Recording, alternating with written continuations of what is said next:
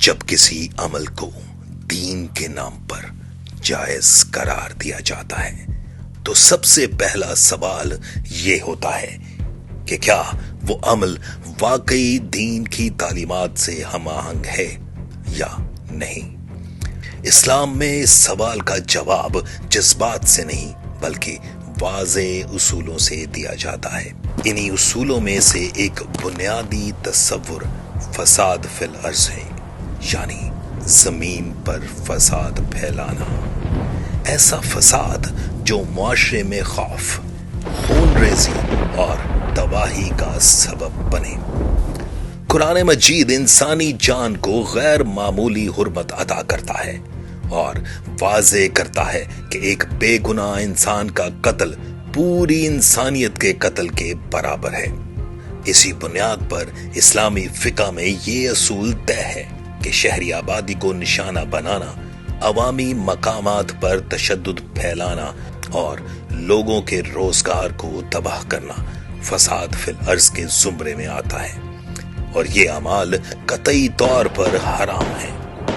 इस्लामी तारीख इस बात की गवाह है कि जब भी दीन की गलत तशरीह की गई, इसका नतीजा फितना और खून रेजी की सूरत में निकला। ख्वारिज का फितना इसकी वाज़े मिसाल है, जिन्होंने आयात को सयाको सबाक से काट कर दूसरे मुसलमानों को काफिर करार दिया और कत्ल को जायज समझा। सदियों से अहले इल्म इस तर्ज फिक्र को इस्लाम से इनहराफ करार देते आए हैं। आज फितनतुल खवारिज के नजरियात और अमाल इसी फिक्री बिगाड़ की जदीद शक्ल में नजर आते हैं। खुदकुश हमले, अंधाधुंध कत्ल और मुसलमानों के खिलाफ तशद्दुद इस्लाम की बुनियादी अक़दार व अदल, रहम और इंसानी हुर्मत के मुनाफी हैं। इन अमाल के लिए ना कुरान में कोई दलील है और ना सुन्नत में कोई जवाज। इस्लाम नफाक को सख्त नापसंद करता है, खास तौर पर जब दीन को जाती मफादात के लिए इस्तेमाल किया जाए।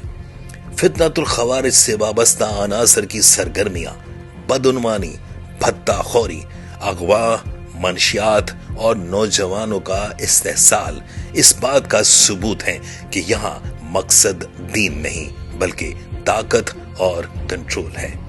अगर ये गिरोह वाकई इस्लाम के दुश्मनों के खिलाफ जिद्दोजहद का दावा करते हैं तो फिर इनकी बंदूकें हमेशा अपने ही मुआशरों, अपनी ही मसाजिद और अपने ही लोगों का रुख क्यों करती हैं?